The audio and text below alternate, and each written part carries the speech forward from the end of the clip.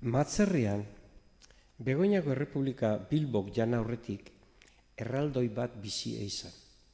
Hanka bat Mirafloresen eta beste Auliarganen jarrita, Boluetako antaparetan ura edaten ebana. Igerri-gerrian egoten zan, inguruako ospakizunetan jan edanak egin eta etxera bueltatzen zanean. Kontuak atara zelako egarriagaz etortzen zan ze, Ibai Zabalek beran urre mari eta guzti, astebete behar izaten eban Boluetako antapara eta ubideak betetzeko. Janda edan barritz, miserikordiako txarriak eta botxiko txikito salire baino gehiago. Atara kontuak zenbat edango eban, Matzerrikoek bakillora etorri behar izaten eben txakolinetan euren kupel eta barrikak bardintzeko. Jan barrik bastarrak. Gargantua izena ez eutzien alperri jarri. Gargantuari jaten emotea ondamendia zan. Pasatzen zan leku guztietatik goseak akabatzen eban familia. Eta zer jan aurkitzen ezeban lekuetan umeak baitu eta eroaten ebazan ondo gizendu ostean jateko. Bilbo eta inguruetako guraso guztiak izututa bizi ziren umiek ostondu ezinik.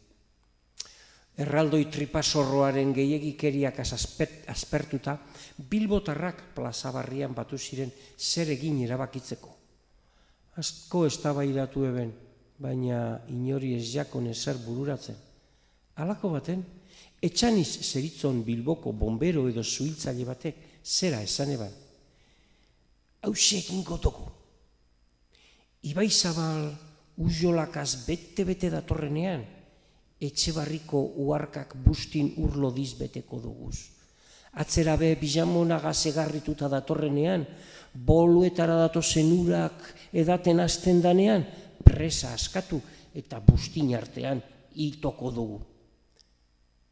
Eta alantxe jaso zan, gau pasa eginda zetorren goiz batean, betiko lekuan auspez jarrita egarria itotzen egoala, uharka askatu eta basa, lupetz eta bustin ur artean harrapatu eben gargantua. Uzolaren indarrak bustin bola erraldoia errekan bera Barakaldoraino eroan eban. Barakaldoarrek barritz harrapatuta bertan kolabe garaietan egozi eben. Egozitako bustina apurtu ebenean, barruan ahoa zabaliz auspez edo zer jateko eta edateko prest dagoen giza irudi erraldoi bat agertu zan.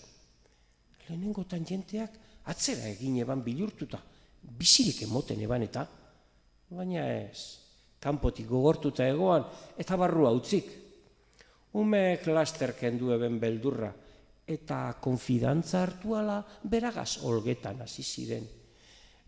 Erraldoi umejalearen ahotik sartu ziren eta atzeko zulotik urtetan ebela konturatu zirenean jostailutzat hartu eben, olantxe munduko txirristari famatuena bihurtu zen. Sinesten ez badutazue, joan Bilbora, batez behaietan, joan aste nagusian, joan edo noiz, non edoan, geur be, antxe ikusiko dozu eta.